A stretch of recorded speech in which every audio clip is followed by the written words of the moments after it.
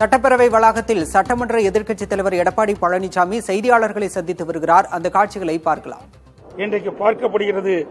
அது மட்டுமல்ல, இந்த கஞ்சா போதையினால் இன்றைக்கு இளம் வயதினர்கள் இளைஞர்கள் கடுமையாக பாதிக்கிறாங்க. இந்த கஞ்சா போதையினால்தான் சிறுமிகள், பெண்கள், வயதான பாட்டி கூட பாலியல் வன்கொடுமைக்கு ஆளாக்கப்படுகிறது. இந்த ஆட்சியில் தான் சிறுமி முதல் பாட்டி வரை பாலியல் வன்கொடுமைக்கு ஆளாகின்ற ஒரு மாநிலமாக தமிழ்நாடு விளங்குகிறது. இது மிக மிக கேவலமானது, வெட்கக்கேடானது என்பதை நேரத்தில் பதிவு செய்ய விரும்புகின்றேன். அது மட்டுமல்லாமல் இந்த ஆட்சியை பொறுத்தவரைக்கும் இந்த மேதக ஆளுநர் என்பது இன்றைக்கு மாறி போய் இன்றைக்கு சபாநாயகர் உரையா மாறிடுது. இந்த உரையில பார்ப்பதற்கு காற்றடித்த பலூன் போல் பெரிதாக உள்ளதை தவிர, பார்ப்பதற்கு காற்றடித்த பலூன் போல் பெரிதாக இருப்பதை தவிர உள்ளே எதுவும் இல்லை. ஆளுநர் உரை மாற்றப்பட்டு இன்றைய தினம் சபாநாயகர் உரையாக காட்சியளிக்கின்றது. இந்த உரையில் திமுக அரசின் சுய விளம்பரம் தேடிக் கொண்டிருப்பதை தவிர இதில் வேறு எதுவும் இல்லை. அண்ணா பல்கலைக்கழக சார், நாங்க தான் பதாகை எடுத்துக்கிட்டு போய் இந்த அரசுடைய கவனத்தை ஈர்க்க வேண்டும். இனியும் இந்த அரசு தூங்கிக் கொண்டு இருக்கக்கூடாது என்ற விழிப்புணர்வை ஏற்படுத்த வேண்டும் என்றுதான் அந்த பதாகை கொண்டு போகணும். யார் அந்த சார்? ஏன் இந்த அரசு பதட்டப்படுது? மாத்தி மாத்தி அமைச்சர்கள் அறிக்கை விட்டு இருக்கிறாங்க.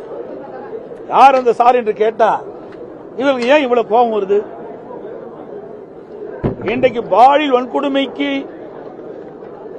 சம்பந்தப்பட்டவர்களை சட்டத்தின் முன் நிறுத்தப்பட்டு அவர்களுக்குரிய தண்டனை பெற்றுத் தருவது இந்த அரசுடைய கடமையா இருக்கணும். ஆனால் யாரையோ காப்பாற்றுவதற்கு இந்த அரசு முயற்சி செய்வது என்பதுதான் மக்களுடைய சந்தேகம். அதனாலதான் இன்றைக்கு ஒட்டுமொத்த தமிழகம் மட்டுமல்ல, இந்தியாவையே யார் அந்த சார் என்று கேட்கின்ற அளவிற்கு மக்கள் குரல் ஒலித்திட்டு இருக்கு. இப்போ ஒவ்வொரு ஆண்டும் அரசு தயாரித்து கொடுக்கக்கூடிய முறையை தான் ஆளுநர் வாசிக்கிறது மரபாவே இருக்கு. இந்த முறை ஆளுநர் உரையை முழுமையா புறக்கணிச்சு போயிருக்கிறத முன்னாள் முதலமைச்சர் நீங்க எப்படி பாக்குறீங்க? ஆளுநர் புறக்கணிச்சு போகல, திட்டமிட்டு ஆளுநரை உரையாற்றக்கூடாது என்று ஒரு நோக்கத்தோடு செயல்பட்டு அவங்க என்ன சொல்றாங்கன்னா, தமிழ் தாய் வாழ்த்து தேசிய கீதம் பாடாதனாலதான் போராண்டாங்க. ஆனா இங்கே தமிழக அரசுடைய மரபுப்படி என்ன சொல்றாங்க, தமிழ் தாய் வாழ்த்து முதலிலும் கடைசியாக தேசிய கீதம் பாடுவது மரபுன்றாங்க. நீங்க முதல்வராக இருக்கும்போது இல்ல, ஒவ்வொரு முறையும் உங்களுக்கு ஊடகத்துக்கும் பத்திரிகைக்கும் வெளியிட்டு தான் இருக்கிறாங்க. அது ஒவ்வொரு முறையும் என்ன மரபை கடைபிடிக்கிறாங்களோ அதே முறையை தான் நம்முடைய தமிழ்நாடு சட்டப்பேரவை கடைபிடிச்சிட்டு வருது.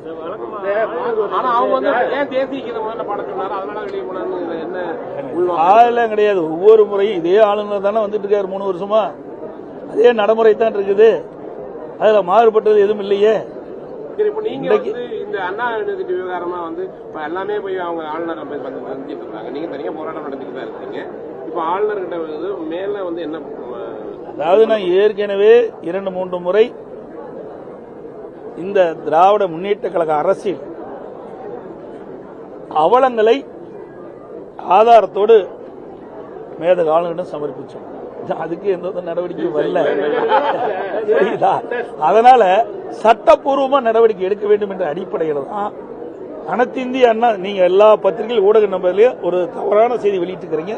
ஒரு சில ஊடகத்தை இது தானாக நீதிமன்றம் இந்த அண்ணா பல்கலைக்கழக மாணவி வழக்கை எடுக்கல. அனைத்து இந்திய அண்ணா திராவிட முன்னேற்ற கழகத்துடைய பெண் வழக்கறிஞர் திருமதி வரலட்சுமி என்பவர், வரலட்சுமி என்பவர்கள் இன்றைக்கு ஒரு ரிட் மனு தாக்கல் செஞ்சு அதன் மூலமாகத்தான் நீதிமன்றத்தில் விசாரணை அதன் அடிப்படையில் தான் தீர்ப்பு வழங்கப்பட்டு இன்றைக்கு 3 IPS பெண் அதிகாரிகள் நியமிக்கப்பட்டு இந்த விசாரணை நடந்துகிட்டு இருக்குது. ஆக அனைத்து இந்திய அண்ணா திராவிட முன்னேற்ற கழகத்தின் சார்பாக தொடுக்கப்பட்ட வழக்கின் அடிப்படையில் தான் இந்த விசாரணை நடந்துகிட்டு இருக்குது. உண்மையாக நேர்மையாக பாதிக்கப்பட்ட மாணவிக்கு நீதி கிடைக்க வேண்டும் என்ற அடிப்படையில் தான் நாங்கள் வழக்கு தொடர்ந்தோம். ஏன்னா இந்த அரசாங்கத்தை நம்பி பிரயோஜனம் இல்லை. ஏற்கனவே அண்ணா நகர்ல 10 வயது சிறுமி பாலியல் வன்கொடுமைக்கு ஆளாக்கப்பட்டு அண்ணா நகர் அனைத்து மகளிர் காவல் நிலையத்தில் புகார் கொடுத்து நடக்கல. அதுக்கு பிறகு கோயம்பேடு நினைக்கிறேன், கோயம்பேடு காவல் கோயம்பேடு காவல் அனைத்து மகளிர் காவல் நிலையத்தில் அது புகார் அங்க மாற்றி அமைக்கப்படுகிறது. அந்த அண்ணா நகர் காவல் நிலையத்திலிருந்து அனைத்து மகளிர் காவல் நிலையத்திலிருந்து அந்த வழக்கை மாற்றி கோயம்பேடு அனைத்து மகளிர் காவல் நிலையத்தில் மாற்றாங்க. அப்பவும் அங்க நடக்கல. இதையெல்லாம் நீதியரசருடைய கவனத்துக்கு வந்தவுடன் நீதியரசர் தானாக முன் வந்து அந்த வழக்கை எடுத்து விசாரித்து அந்த மாணவிக்கு நீதி கிடைக்க வேண்டும் என்ற அடிப்படையில் சிபிஐ விசாரிக்க வேண்டும் இந்த வழக்கை என்று உத்தரவு தீர்ப்பு கொடுத்த பிறகு இந்த திராவிட முன்னேற்ற கழக அரசு திரு ஸ்டாலின் மாடல் அரசாங்கம் இதை எதிர்த்து உச்சநீதிமன்றத்தில் மேல்முறையீடு செய்யுது. அதனாலதான் நாங்கள் பயந்து இதுக்கு இப்படிப்பட்ட ஒரு நிலை வந்துவிடும் என்பதற்காகத்தான் அனைத்து இந்திய அண்ணா திராவிட முன்னேற்ற கழகத்துடைய பெண் வழக்கறிஞர் உயர்நீதிமன்றத்தில் ரிட் மனு தாக்கல் செய்து அதன் மூலமாக இன்றைக்கு அந்த மாணவிக்கு நீதி கிடைப்பதற்காக இன்றைக்கு நீதிமன்றத்தில் தீர்ப்பு. எவ்வளவு பெரிய போராட்டம் இப்போ முன்னெடுத்துட்டு எல்லா அரசியல் கட்சியுமே இறங்கி போராடக்கூடிய நிலையில கூட முதலமைச்சர் ஸ்டாலினோ இல்ல துணை முதலமைச்சரோ இது குறித்து வாய் திறக்கவே இல்லை. நீங்க அவையில கேளுங்க, ஏன் அதை கேட்க மாட்டீங்க? அந்த கேள்வி அங்க கேளுங்க. இப்போ நாடே பதறி போயிருக்குது. இன்றைக்கு பெண் குழந்தையை பெற்றெடுத்த ஒவ்வொரு குடும்பத்தை சேர்ந்த பெற்றோர்களும் கொதிப்படைந்திருக்கின்றார்கள். அண்ணா பல்கலைக்கழகம் என்பது ஒரு அடையாளம். இன்னைக்கு தமிழ்நாட்டுடைய பல்கலைக்கழகத்துக்கெல்லாம் ஒரு அடையாளமாக திகழ்வது அண்ணா பல்கலைக்கழகம். இன்னைக்கு புகழ்பெற்ற பல்கலைக்கழகம். இந்த பல்கலைக்கழகத்தை படித்தவர்கள் அறிஞராக இருக்கிறாங்க. இன்றைக்கு இந்த நாட்டுக்கு வழிகாட்டியாக இருக்கக்கூடிய உயர்கல்வி படிக்கக்கூடிய பொறியியல் கல்வி படிக்கக்கூடிய மாணவ மாணவிகள் எல்லாம் ஒரு தரமான கல்வி மூலமாக அண்ணா பல்கலைக்கழகம் அடையாளம் காட்டப்பட்டது. அப்படிப்பட்ட பல்கலைக்கழகத்தில் ஒரு பெண் பாலியல் சீண்டலுக்கு உட்படுத்திட்டான்னு சொன்னா இந்த அரசாங்கம் என்ன செய்ய வேண்டும்? இந்த முதலமைச்சர் உரிய முறையில் நடவடிக்கை எடுக்க வேண்டும். எதையுமே சொல்லல. தப்பு இருக்குது, குற்ற உணர்வு இருக்குது. அதனாலதான் அவர்களால் பேச முடியல. இந்த விவகாரத்தில் அதிமுக அரசுக்கு எதிராக அதே நேரத்தில் காங்கிரஸ் ஆளுநருக்கு இல்லாம இருப்பாங்க. இதை எப்படி பாருங்க? அதாவதுங்க, நீங்க அரசுக்கு எதிராக இல்ல, மாணவிக்கு நியாயம் கிடைக்க வேண்டும் என்ற அடிப்படையில் நாங்கள் போராட்டம் பண்றோம். அரசாங்கம் இந்த வழக்கை தட்டி கழிக்க பார்க்குது. உண்மை குற்றவாளியை காப்பாற்ற பார்க்கின்றது.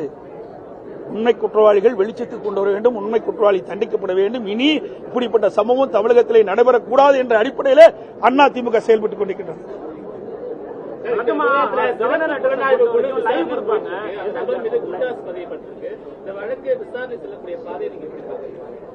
இப்பதான ஆரம்பம் இருக்குது. இந்த ஆரம்பத்திலே பல பிரச்சனை இருக்குது. இன்றைக்கு சென்னை மாநகர ஆணையாளர் ஒரு கருத்து சொல்றார். 100 எங்களுக்கு ஒரு தகவல் கிடைச்சது. அதன் அடிப்படையில் காவல்துறை அதிகாரிகள் அண்ணா பல்கலைக்கழகத்துக்கு செல்றாங்க.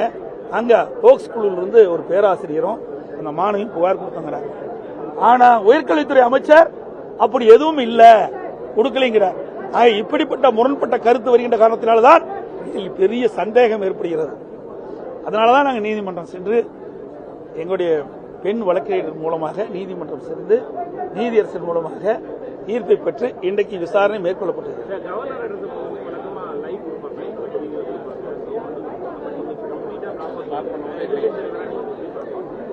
எதிர்கட்சி தலைவரை நீங்க தான் சொல்றீங்க. சட்டமன்றத்தில் எங்க எதிர்கட்சி தலைவர் பேசுறது ஒளிபரப்புறாங்க? கிடையாது. என்னடவே எடிட் பண்ணிடுறாங்கல்ல. ஒரு பிரதான எதிர்கட்சி என்ன கேள்வி கேட்கின்றதோ அதை ஒளிபரப்பு பண்ணாதான் அங்க இருக்கிற முதலமைச்சரோ அல்லது பிற அமைச்சர்களோ பதில் சொன்னா அது மக்களுக்கு புரியும். ஆனா நாங்க கேட்கிற கேள்விய இருட்டடிப்பு பண்ணிடுறாங்க. ஆனா அவர்கள் சொல்லுகின்ற பதில் மட்டும் வெளியில் வருது.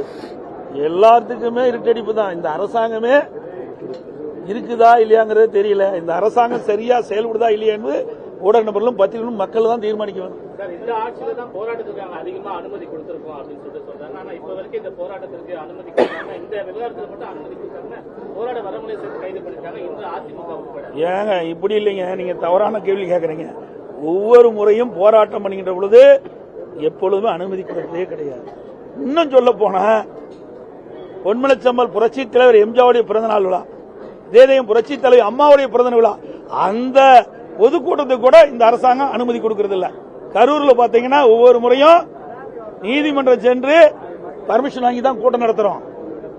இப்படிப்பட்ட அவலம் தான் தமிழகத்தில் இருக்குது. ஆனால் அனைத்து இந்திய அண்ணா திராவிட முன்னேற்ற கழக அரசு இருக்கின்ற பொழுது ஆயிரக்கணக்கான போராட்டத்துக்கு நான் அனுமதி கொடுத்தேன். கொஞ்சம் லஞ்சம் இல்லைங்க. எல்லா ஊடகத்தையும் தெரியும், பத்திரிகையும் தெரியும். நாங்க கொள்கை விளக்க குறிப்பிலே நாங்க தெரிவிச்சிருக்கிறோம். அனைத்து இந்திய அண்ணா திராவிட முன்னேற்ற கழக ஆட்சி இருக்கின்ற பொழுது இது ஒரு ஜனநாயக நாடு. இந்த ஜனநாயக நாட்டில் ஒவ்வொருவருக்கும் ஒரு உரிமை உண்டு. ஜனநாயக முறைப்படி போராட்டம் நடத்துவதற்கு அனைத்து இந்திய அண்ணா திராவிட முன்னேற்ற கழக அரசில் அனுமதி கொடுத்த அரசாங்கம் அதிமுக அரசாங்கம். இந்த அரசாங்கம் அப்படி இல்ல, எதுக்குமே அனுமதி கொடுப்பதில்லை, கூட்டணி கட்சிக்கே அனுமதி கொடுப்பதில்லை.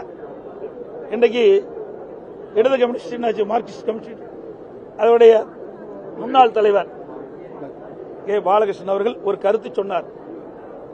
அவருக்கு ஏற்பட்ட அந்த பாதிப்புக்குள்ளான கருத்தை தான் சொல்றார். அது கூட உரிமை கிடையாது. கூட்டணி கட்சியில் இருக்கின்றவர்களுக்கு இப்படிப்பட்ட நிலைமைனா எதிர்கட்சிக்கு எப்படிப்பட்ட நிலைமை என்பதை மக்கள் உணர வேண்டும். அனைத்து ஊடகங்களுக்கும் பத்திரிகைகளுக்கும் வணக்கம், நன்றி.